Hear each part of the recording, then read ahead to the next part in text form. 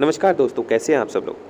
आज की इस वीडियो में हम चर्चा करेंगे प्लेटो के दार्शनिक चिंतन के बारे में, उसके दार्शनिक विचारों के बारे में, ठीक है ना, और ज्ञान मीमांसा। दोस्तों, प्रश्न पूछा जाने वाला है कुछ इस तरह से, थोड़ा लैंग्वेज बदल भी सकती है, जरूरी नहीं सेम एज इट इज़ ऐसे ही आए। प्लेटो के दार्शनिक चिंतन से सृजित ज्ञान मीमांसा का वर्णन कीजिए, या फिर प्लेटो के दार्शनिक विचारों का उल्लेख कीजिए, या किसी भी तरीके से प्रश्न आ सकता है। तो आपको इसी टाइप से लिखना है, और हम यहाँ आपको प्रोवाइड कराते हैं 100% कंटेंट, जिससे आपको लिखने में कोई परेशानी ना आए। ठीक है दोस्तों, तो इसका जो मेन है, जो कंक्लूजन है, वो मैं आपको बताऊंगा, और सारा जो यहाँ पे है कि कैसे प्रश्न को लिखना है और कितने शब्दों में लिखना है, वो सब आपके सामने है। दोस्तों, प्लेटो जो आए थे यहाँ पे 1828 से 347 ईस्वी पूर्व, ठीक है ना, और का ज्ञान का सिद्धांत, सुकरात के जो ज्ञान के सिद्धांत हैं उनको ही इन्होंने क्या किया, थोड़ा डेवलप किया, थोड़ा आगे बढ़ाया, ठीक है, और यहीं से इनकी बातें चल गई। Clear guys. प्लेटो ने क्या बोला कि जो संसार है, जो भौतिक जगत है, वो कैसे बना हुआ है, हमारे आध्यात्मिक ज्ञान की एक प्रतिलिपि, मतलब फोटोकॉपी, जीरोक्स कॉपी है। ठीक है दोस्तों, वो कहते हैं कि भौतिक जगत सत्य नहीं है। ठीक है, सत्य का मतलब कह लो कि सत्य यहाँ पे शब्द ठीक नहीं रहेगा, इसको बोलो कि भौतिक जगत वास्तविक नहीं है। ठीक है, ये क्योंकि ये तो एक जीरोक्स कॉपी है, और जीरोक्स कॉपी तो 100% ट्रू नहीं हो सकती। जीरोक्स क्या होगा, किसी दूसरे की फोटोकॉपी, है ना भाई। कोई ओरिजिनल पेपर सपोज आपके पास है, उसी की तो फोटोकॉपी करोगे आप। ये डायरेक्ट फोटोकॉपी कर सकते हो किसी चीज़ की, बिना कोई किसी पेपर के नहीं हो सकती, है ना। तो आपको कोई रेफरेंस चाहिए, कोई पॉइंट चाहिए, कोई पेपर चाहिए जिससे आप फोटोकॉपी करो, अगर जीरोक्स मशीन की मैं बात करूँ। तो ऐसे ही यहाँ पे एक आध्यात्मिक जगत है जिसकी एक प्रतिलिपि है भौतिक जगत। ठीक है, तो अध्यात्म से प्राप्त ज्ञान जो है, प्रत्यय जो हैं, या फिर कॉन्सेप्ट्स जो हैं, वही भौतिक जगत में सारे लागू होते हैं, और इन प्रत्ययों को हम कैसे अध्यात्म के थ्रू, जैसे कि मैं बोल रहा हूँ, हम प्राप्त कर सकते हैं। लेकिन भौतिक जगत जो है, उसका जो ज्ञान है, वो हम ज्ञानेंद्रियों के द्वारा अनुभव उसको कर सकते हैं। उस अनुभव से प्राप्त जो हमें ज्ञान मिल रहा है, उसको हम इंद्रियजन्य ज्ञान बोलते हैं। Clear guys. प्लेटो ने इसी टाइप से अपने विचार जो हैं वो संसार को दिए।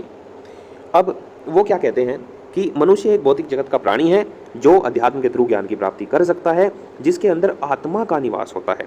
ठीक है, वो क्या बोलते हैं कि शरीर की या मनुष्य का जो सार तत्व है, वो क्या है, आत्मा, जो कि अमर है, और जिसमें सारे जो गुण हैं विद्यमान है, जो सारा ज्ञान है वो उसमें निहित रहता है। लेकिन जब आत्मा, वो कहते हैं कि जब आत्मा शरीर को धारण कर रही होती है ना, जब आत्मा शरीर को धारण कर रही होती है, तब उसका जो ज्ञान है, इस पे एक आवरण चढ़ जाता है, इस पे ये एक धूमिल हो जाता है, और उस आवरण को, उस जो कवर है, उसको हमें कैसे अध्यात्म के थ्रू, ध्यान कर करके, योग के थ्रू उसको हटाना पड़ता है, ताकि जो अंदर उसके निहित जो ज्ञान है, वो ज्ञान बाहर आ सके। ठीक है दोस्तों, वो बौद्धिक ज्ञान जो है बाहर आ सके। अब हम बात करते हैं, प्लेटो ने ज्ञान को बांटा है 3 रूपों में। कौन कौन सा, हम पहले भी ये डिस्कस कर चुके हैं, मैं पहले भी इस पर वीडियो बना चुका हूँ। इंद्रियजन्य ज्ञान, सम्मतिजन्य ज्ञान और चिंतनजन्य ज्ञान। इंद्रियजन्य ज्ञान को वो असत्य ज्ञान मानते हैं, फेक, मतलब भौतिक जगत का ज्ञान, जो हम वस्तुओं को के थ्रू जो भी हम कार्य या प्रयोग करते हैं, उनसे जो प्राप्त ज्ञान है, वो इंद्रियजन्य ज्ञान है, या फिर अनुभवजन्य ज्ञान भी आप बोल सकते हैं, उसको ये फेक मानते हैं।